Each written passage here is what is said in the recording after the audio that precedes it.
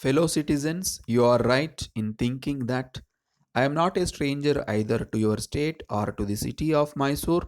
I have paid several visits to the state and also to this city. Of course, this is the first time that I have come in my capacity as the President of the Indian Republic. Ever since I have arrived, it has been my good fortune to receive kindness from all. I desire to thank the members of the Municipal Council and the citizens of Mysore for the kindness they have showered upon me.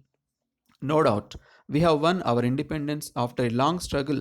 Now we have before us very hard and sustained work in this period of construction.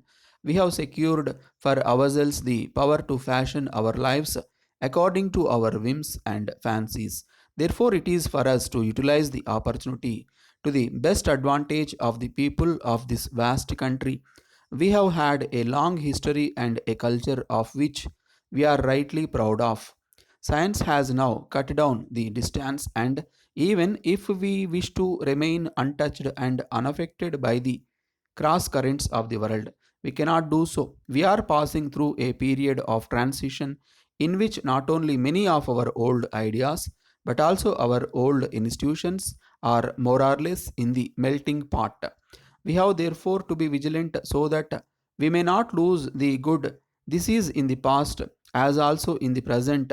An opportunity is given to us to make a combination of the old and the new, and to develop and fashion our lives and our institutions as to make them most serviceable in the context of present global conditions. We have a great deal of work to do in this country. There is the question of spread of education, and there is the demand for the general improvement of the health of the people. Above all, there is the question of poverty of the masses. In all these fields of life, we do require a large number of workers who will devote themselves to ameliorative work. This is a kind of work which, in many respects, is more difficult than the struggle in which we were engaged against a foreign power. Wherever I have gone as the President of India, I have taken the liberty of reminding everyone of this great responsibility which has now fallen upon our people. To the extent we are able to discharge that responsibility, shall we have the capacity to rule ourselves? Within 3 years or so that we have been free, I must confess we have not been able to achieve much, but there are reasons for that. The difficulties which we have had to face have been tremendous. We have been able to overcome many of them, although it is as yet not possible to say that we have overcome them all. In this work, we require the sympathy, cooperation, and active help of all classes of people. With the achievement of freedom, we can see there are certain difficulties which are inherent in the situation itself. There are certain others which are creations of our own. We owe it to ourselves and to the country to remove them and not to create them afresh. Whenever a big revolution takes place, there is a clash of ideas, interests, and programs, and these are becoming more and more apparent.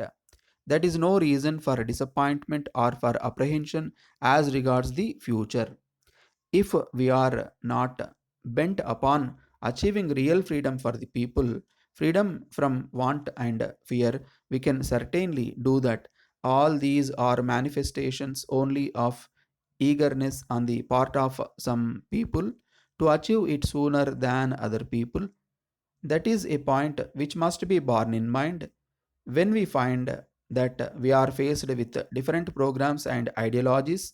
Each one of them has to be judged on its own merits, and if there is anything which we consider to be good, there is no shame in adopting and accepting the suggestion from whatever quarter it may come from. Our government, I am sure, will not hesitate to adopt them if it feels convinced that they are the right things to do. We are now passing through a period of real experimentation. The biggest experiment in democracy is going to be made in this country within a short space of time.